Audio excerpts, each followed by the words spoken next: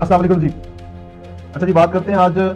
27ویں ترمیم کے حوالے سے. 27ویں ترمیم جو ہمارے کانسٹیٹیوشن آف 1970 سے اسلامک ریپبلک آف پاکستان کا جو 27ویں ترمیم کی گئی ہے اس حوالے سے بات کریں گے جی. ہوا کچھ ہے کہ جی 27ویں ترمیم کے بعد اعلیٰ عدلیہ جو کہ عدالتوں کے جو ججز ہیں، ممایا ہائی کورٹ اور سپریم کورٹ کے جو موسٹ سینئر ججز جو ہیں، جو اس امینڈمنٹ سے اتفاق نہیں کرتے تھے، اس کو سپورٹ نہیں کرتے تھے، اس کی فیور میں جو ہے نا وہ اپنے کمنٹس نہیں سے دیتے یا اس امینڈمنٹ کو اچھا نہیں سے سمجھتے، انہوں نے جی استعفے دینے شروع کر دیے. پہلے ہم نے یہ تو سنا تھا جی طریق پہ طریق، لیکن اب یہ ہے کہ جی استعفے پہ استعفیٰ، استعفے پہ استعفیٰ اور استعفے پہ استعفیٰ. اب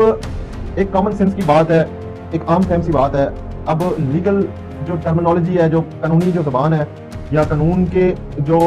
میٹرز، لیگل میٹرز جو ہوتے ہیں، وہ عام پبلک کو ہمارے پاکستان میں یہاں پہ لیگل نالج جو عام نہیں ہے، عوام کو لیگل نالج کی اتنی اویئرنیس نہیں ہوتی. تو میں ایک سمپل سی بات بتا دیتا ہوں جی کہ 27ویں ترمیم کے بعد اگر عدلیہ کے اندر اتنی بڑی ہلچل مچ گئی ہے کہ ججز نے اپنے استعفے دینے شروع کر دیے ہیں، جہاں سے آپ اندازہ لگا لیں کہ اس ترمیم کے بعد ملک پاکستان کے اندر عدلیہ کا نظام مزید خراب ہو جائے گا. ججز کے جو فیصلے ہیں وہ ججز ان کے اوپر اپنا آزادی سے فیصلہ دینے کے اہل نہیں رہیں گے. مطلب کہ کسی بھی جج کو اگر کسی نے کسی کے خلاف کوئی بھی فیصلہ دیا ہے یا فیصلہ دینے جا رہا ہے تو اس جج کو ٹرانسفر کر دیا جائے گا. اس کی مرضی اس امینڈمنٹ کے تحت ختم کر دی گئی ہے کہ اس کو ٹرانسفر کرتے ہوئے کنسنٹ لی جائے گی. تو کیا پاکستان کی عوام کے لیے آنے والے وقت میں، پاکستان کے لیے، ایک ریاست کے لیے، کیا یہ 27ویں ترمیم پاکستان کی ترقی کے لیے، پاکستان کے اندر لا اینڈ آرڈر کی سچویشن، پاکستان کے اندر قانون کی بالادستی کے لیے کیا یہ ترمیم درست ثابت ہوگی؟ جہاں تک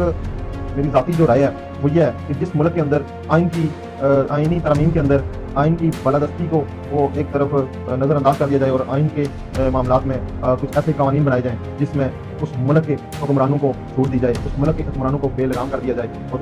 اس ملک کے، اس ریاست کے حکمرانوں کے اوپر کسی قسم کی قانونی کارروائی کرنے کی پابندی لگا دی جائے. ایسے قوانین اور ایسے ملک کے اندر